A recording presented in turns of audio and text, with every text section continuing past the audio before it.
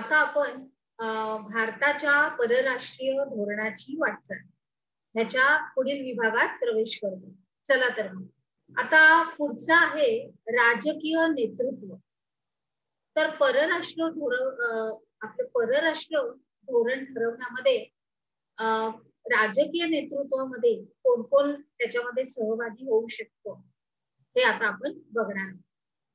तर सगळ्यात प्रथम आहे आपले राष्ट्रपती, प्रधानमंत्री, परराष्ट्र मंत्री, संरक्षण मंत्री, अर्थमंत्री, गृहमंत्री हे त्याच्यामध्ये समावेश असतो.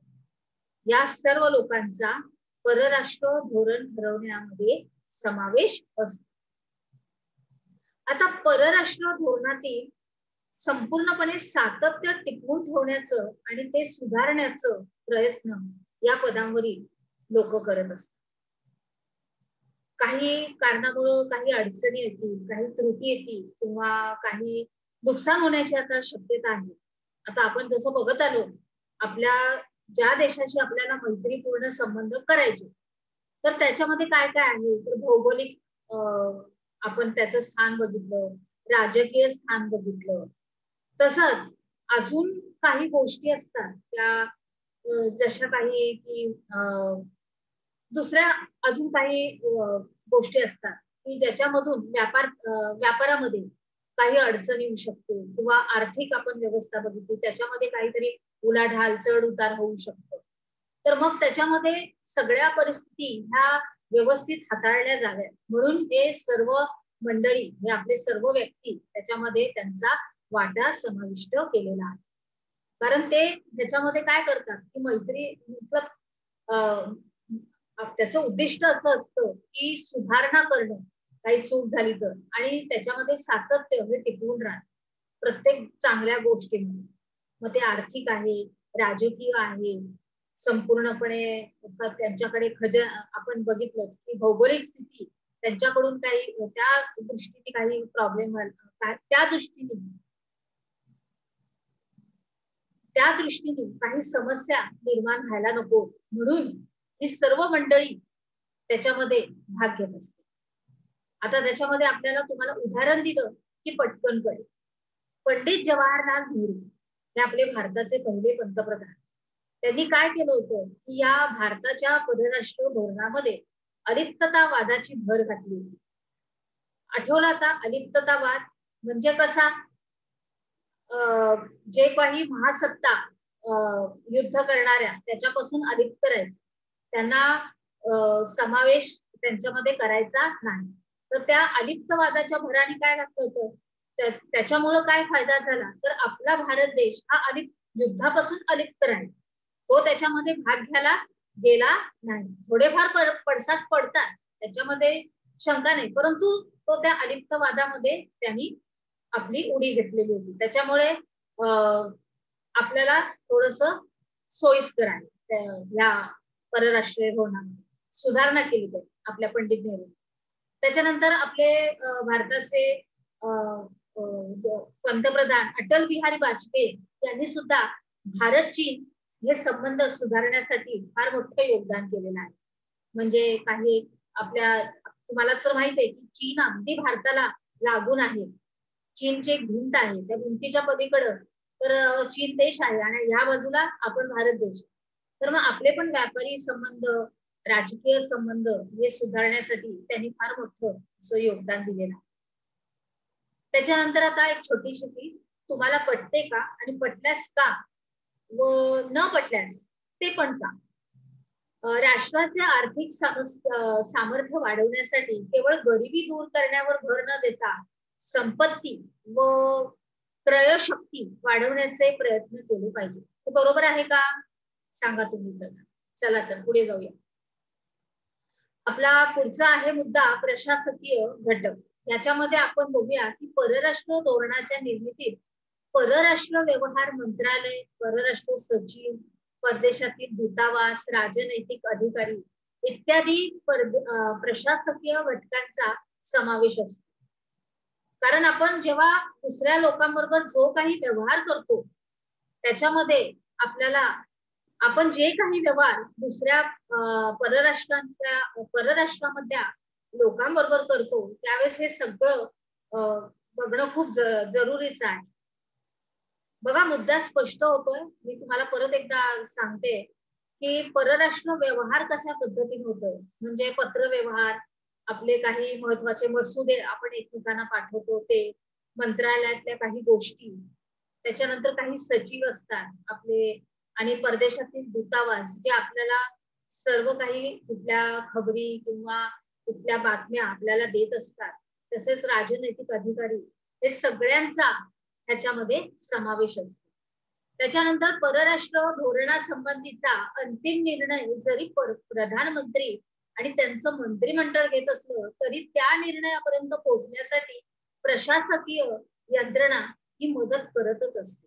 आपल्या मुद्द्यामध्ये लिहिलेलंच आहे, आपल्या उपक्रमात तशी लिहिलेलं गेलेलं आहे.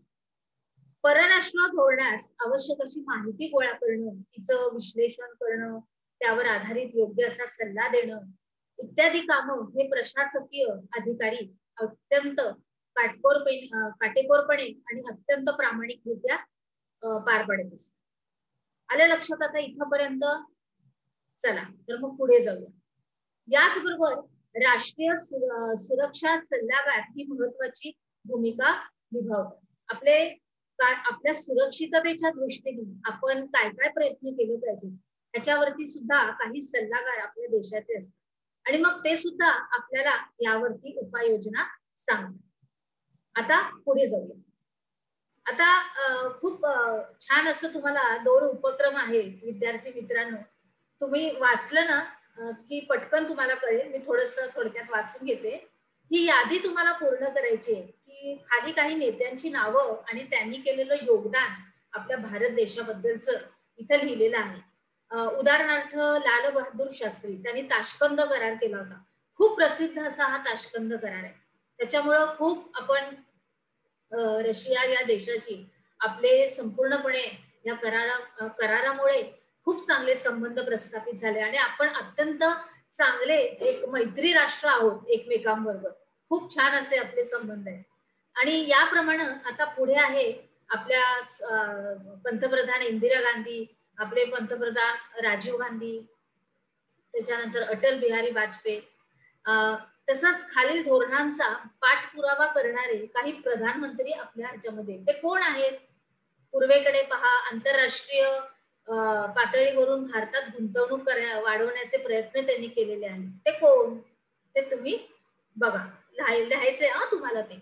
आणि तुम्ही काय कराल, जर परराष्ट्र सचिव या पदावर जर तुम्ही काम करत असाल तर प्रधानमंत्री चीनला भेट देणार आहेत.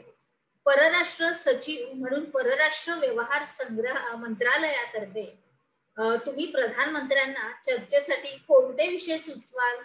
देश कोणता आहे? चीन. चला परत आपल्या विभागाकडे आपण वळूया. भारताचे परराष्ट्र धोरण. आता संपूर्णपणे आपण प्राथमिक माहिती ह्या परराष्ट्र धोरणाबद्दल घेतली आहे. तर आता भारतामध्ये ही कशा रीतीने कार्यरत आहे तर बघूया.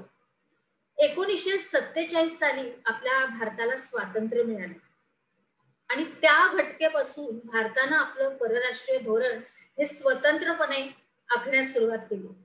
ह्याच्या अगोदर पण आपण एक अभ्यास केलेला आहे की जो देश हा स्वतःमध्ये स्वयंपूर्ण आणि विकसनशील असा देश असतो तो हे धोरण स्वतंत्रपणे आखण्यास त्याला संपूर्णपणे स्वतंत्रता आहे. तोच आहे आपला भारत देश. कोणता आहे? भारत देश, आपला देश. तर भारताच्या संविधानातील मार्गदर्शक तत्वामध्ये राज्याने परराष्ट्र धोरण हे कसं आखावं याविषयी तरतूद केलेली आहे. आपल्या संविधानामध्ये त्याची सगळी तरतूद केलेली आहे. त्याचं संपूर्ण मूल्य, त्याची तत्व, त्याची उद्दिष्ट, मार्गदर्शक असं संपूर्णपणे त्याच्यामध्ये माहिती लिहिलेली आहे. आणि कोणत्या कलमानुसार? 91 मार्गदर्शक तत्वामध्ये कलम 51 मार्गदर्शक तत्वामध्ये 51 या कलमानुसार परराष्ट्र धोरणाची एक व्यापक अशी चौकट त्यांनी स्पष्ट केलेली आहे. बरोबर? लक्षात आलं सगळं? तर त्यानुसारच भारताने आंतरराष्ट्रीय शांतता आणि सुरक्षिततेच्या जतनाला प्राधान्य दिलेलं आहे, बरोबर. आणि देत राहावं आणि द्यावं. आपल्या आंतरराष्ट्रीय समस्या किंवा वाद शांततेच्या मार्गाने सोडवावेत असं संपूर्णपणे स्पष्ट केलेलं आहे. तसंच अन्य राष्ट्रांशी आपण जेव्हा मैत्रीपूर्ण संबंध ठेवतो किंवा आंतरराष्ट्रीय कायद्यांचा आपण आदर करतो, त्यांना सन्मान देतो, कारण आपल्याला ते कायद्यानुसार वागावं लागतं, त्यानुसार आपल्याला नियमांचं पालन करावं लागतं. त्याप्रमाणे हे परराष्ट्र धोरणाचे हे एक उद्दिष्ट मानलं जाईल. आणि आतापर्यंत भारताचं परराष्ट्र धोरण हे या चौकटीत अतिशय विकसित झालेलं आहे, बरोबर. लक्षात आलं सगळं. चला आता थोडासा आपला छोटासा एक फीत आहे तो बघूया. आलं सगळ्यांच्या लक्षात? अगदी व्यवस्थित. चला, तर इथं दिलेलं आहे भारतीय संविधानाचे कलम 51 आणि त्याच्या काय काय जबाबदाऱ्या आहेत त्या आपण बघूया आता. आंतरराष्ट्रीय शांतता व सुरक्षितता स्थापन करणं, राष्ट्रात न्याय व सन्मानीय संबंध असं प्रस्थापित करणं.